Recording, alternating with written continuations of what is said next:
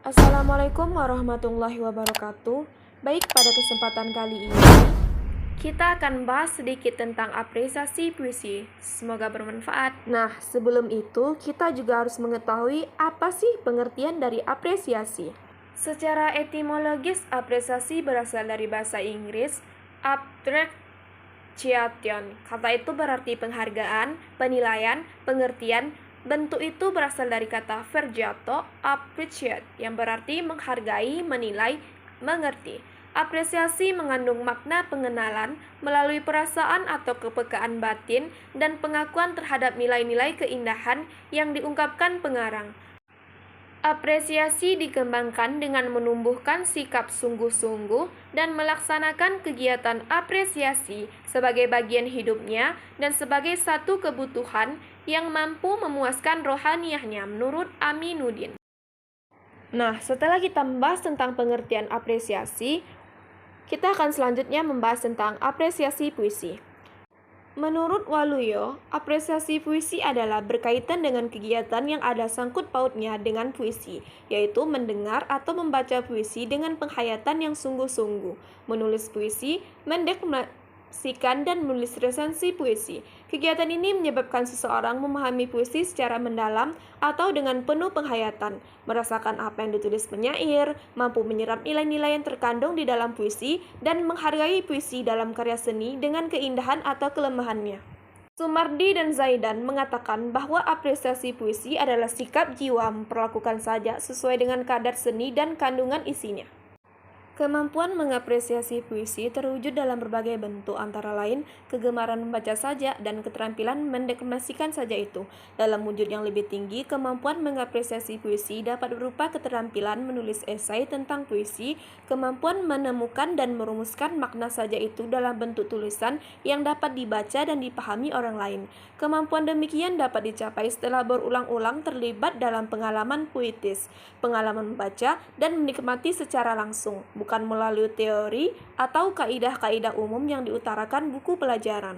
Nah, sejalan dengan rumusan di atas, menurut Square dan Taba, apresiasi sebagai suatu proses melibatkan 3 unsur inti, yakni yang pertama ada aspek kognitif, yang kedua ada aspek emotif, dan yang ketiga ada aspek evaluatif.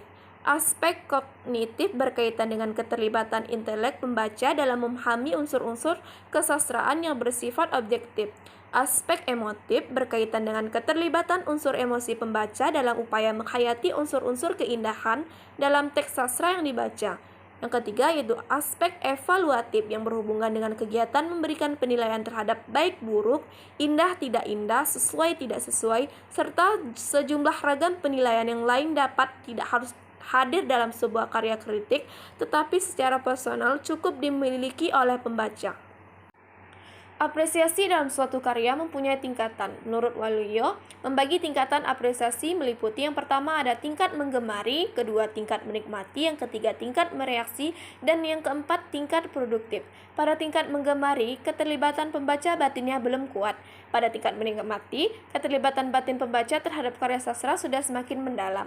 Pada tingkat mereaksi, sikap kritis terhadap karya sastra semakin menonjol karena ia mampu menafsirkan dengan seksama dan ia mampu menyatakan keindahan dan menunjukkan di mana letak keindahan itu. Pada tingkat produktif, apresiator puisi mampu menghasilkan, mengkritik, menghasilkan, mendeklamasikan, atau membuat resensi terhadap puisi secara tertulis. Untuk melakukan apresiasi, khususnya apresiasi puisi, pemahaman mendalam tentang apresiasi puisi memang perlu dilakukan agar tidak salah dalam melakukan apresiasi puisi. Konsep apresiasi perlu dipahami dengan cermat. Apresiasi puisi terkait dengan sejumlah aktivitas yang berhubungan dengan puisi. Aktivitas yang dimaksud dapat berupa kegiatan membaca dan mendengarkan pembacaan puisi melalui penghayatan yang sungguh-sungguh.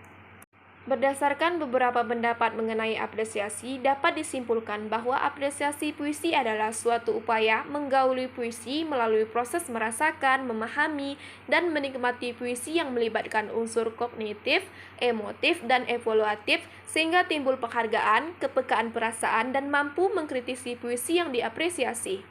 Selanjutnya kita akan membahas tingkatan apresiasi. Apresiasi itu terjadi secara bertahap dari mulai tingkat rendah sampai tingkat tinggi. Pada tingkat permulaan atau rendah masih terlibat perasaan pribadi.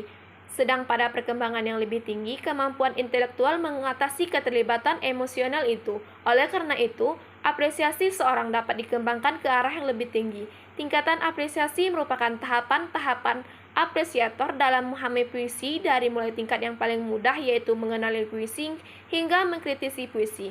Mengapresiasi puisi hampir sama dengan mengapresiasi film. Lewat media akan memudahkan menghayati dalam penangkapan ide yang terkandung dalam puisi, yaitu melukiskan atau menggambarkan imaji dalam puisi sehingga terlihat objeknya secara jelas.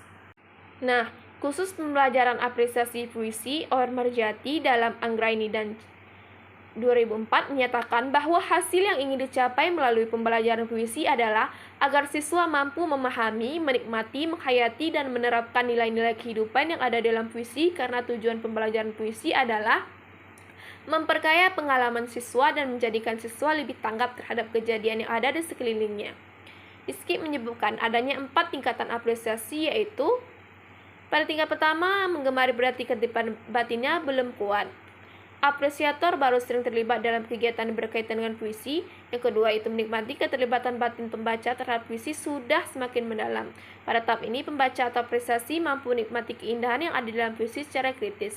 Ketiga yaitu mereaksi secara kritis terhadap puisi karena ia mampu menafsirkan dengan sesama dan mampu menilai baik buruknya sebuah puisi. Keempat yaitu produktif. Aspri puisi mampu menghasilkan menulis dalam Walio 2008. Hal lain yang perlu diketahui dalam memahami puisi adalah puisi memiliki 2 level makna. Makna tersebut adalah makna literal atau literal meaning dan makna simbolik atau symbolic meaning. Makna pertama tentunya lebih mudah daripada makna yang kedua, karena makna pertama tidak jauh berbeda dengan apa yang tertulis dalam teks, sedangkan makna simbolis menuntut kemampuan pembaca untuk melihat jauh hal-hal yang terdapat pada puisi tersebut. Tingkatan dalam apresiasi sebagai tolak ukur kualitas si apresiator dalam mengenal secara akrab sebuah puisi yang memiliki makna luas. Keakraban ini akan mempengaruhi sikap apresiator dalam memahami dan menghargai puisi.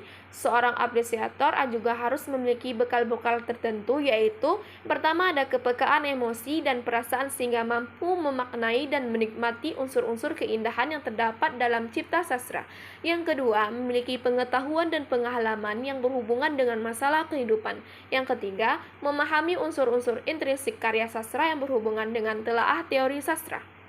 Sejalan dengan tingkatan apresiasi puisi, pelaksanaan pengajaran apresiasi puisi hendaknya diarahkan pada keterlibatan langsung siswa dalam mengalami puisi. Artinya, pengalaman siswa yang melibatkan siswa pada pencarian nilai-nilai keindahan dan penemuannya sekaligus. Menurut Sumardi dan Zaidan, prosedur pengajaran apresiasi melalui tahap-tahap yaitu pertama tahap penikmatan puisi, yang kedua tahap pemahaman puisi, ketiga tahap pengungkapan pengalaman puitis atau kemampuan ekspresi. Ada bermacam-macam jenis puisi yang ditulis para penyair Indonesia. Karya sastra tidak bersifat otonom. Dalam memahami makna karya sastra, kita mengacu pada beberapa hal yang erat hubungannya dengan puisi tersebut. Dalam pemahaman puisi, hal yang dipandang erat hubungannya adalah jenis puisi itu sendiri dan sudut pandang penyair. Sebenarnya ada banyak sekali macam-macam puisi dan bagaimana penyair dalam menyampaikan inspirasinya, serta bagaimana menafsirkan makna puisi dengan mudah, sehingga mudah mengklasifikasikannya, termasuk jenis puisi apakah yang kita ciptakan. Menurut H. Hudson menyatakan adanya puisi subjektif dan puisi objektif. Slendenbrock menyebut adanya puisi naratif dan puisi deskriptif. David Deutsch menyebutkan adanya puisi fisik, platonik, dan metafisik. Ken Denny menyebutkan adanya puisi konkret dan balada. Dalam kumpulan puisi Rendra, kita mengenal judul-judul balada, romansa, stanza, serenada, dan sebagainya. Ada juga parabel atau alegori, sedangkan istilah ode, himne, puisi kamar, dan puisi auditorium juga sering kita jumpai. Baik, hanya itu yang dapat saya sampaikan. Kita lanjutkan pada konten yang berikutnya. Terima kasih. Wassalamualaikum warahmatullahi wabarakatuh. Ditunggu ya konten berikutnya, jangan pernah bosan. Sekali lagi terima kasih.